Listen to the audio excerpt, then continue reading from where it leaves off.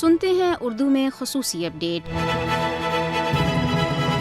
بھارت میں ہر سال 13 فروری کو خواتین کا قومی دن منایا جاتا ہے، لیکن ملک میں ہر روز خواتین کی عصمت دری ہو رہی ہے۔ بھارت کے نیشنل کرائم ریکارڈز بیورو کے اعداد و شمار سے پتہ چلتا ہے کہ عصمت دری کے علاوہ خواتین کی مار پیٹ کے واقعات میں بھی مسلسل اضافہ ہو رہا ہے۔ بھارت میں ہر 16 منٹ میں ایک عورت کی عصمت دری کی جاتی ہے، جبکہ ہر 30 گھنٹے میں ایک عورت کے ساتھ اجتماعی آبرو ریزی کا واقعہ پیش آتا ہے، جبکہ عصمت دری کے زیادہ تر واقعات رپورٹ ہی نہیں ہوتے۔ خواتین کے خلاف عصمت دری اور جرائم میں بھارت دنیا کا سرکردہ ملک ہے اور نئی دہلی دنیا میں عصمت دری کا مرکز۔ بھارتی معاشرے میں RSS ہندو انتہا پسندی کو ہوا دیتے ہوئے معاشرے کو اخلاقی طور پر تباہ کر رہی ہے۔ اس کے نزدیک خواتین کی عصمت دری کرنا مخالفین سے انتقام لینے اور انہیں سزا دینے کا آسان طریقہ ہے۔ یہی وجہ ہے کہ ہندو انتہا پسندوں نے کرکٹ ٹیم کے مسلمان کھلاڑی محمد شامی کا ساتھ دینے کی پاداش میں کپتان وراٹ کوہلی کی 10 ماہ کی بیٹی کو ریپ کی دھمکیاں دی۔ حقیقت یہ ہے کہ بھارت ایک ایسے ملک میں تبدیل ہو چکا ہے جہاں خواتین کی عزت اور آبرو محفوظ نہیں۔ بھارت میں خواتین کی تنظیموں کا کہنا ہے کہ عورتوں پر مظالم سے نپٹنے میں ذات پات اور مذہب کا کوئی عمل دخل نہیں ہونا چاہیے، مگر دیکھا گیا ہے کہ اگر نشانہ بننے والی خاتون نچلی ذات کی یا مسلمان ہو تو انصاف کے پیمانے ہی بدل جاتے ہیں۔ 2018 میں جموں کی کٹھوا تحصیل میں 8 سالہ مسلمان لڑکی آصفہ کی عصمت دری کر کے اسے شفاقیت سے قتل کر دیا گیا۔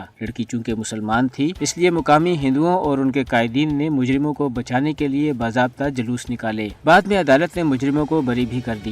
کچھ عرصہ قبل بھارتی فوج کے ایک سابق جنرل نے بھی کشمیری خواتین کی آبرو ریزی کو کشمیریوں کا علاج تجویز کیا۔ سانحہ کرن پوش پورا جیسے متعدد واقعات ظاہر کرتے ہیں کہ جموں کشمیر میں بھارتی فوج اجتماعی آبرو ریزی کو جنگی ہتھیار کے طور پر استعمال کر رہی ہے۔ اگر یہ کہا جائے کہ بھارتی معاشرہ اب خواتین کے لیے محفوظ نہیں تو بے جانا ہوگا۔ 3 سال کی بچی سے لے کر 80 سال کی معمر خاتون تک جنسی درندوں کی خوراک بن چکے ہیں۔ بھارت میں ریپ کے بڑھتے ہوئے واقعات کا سنجیدہ نوٹس لینے کی ضرورت ہے۔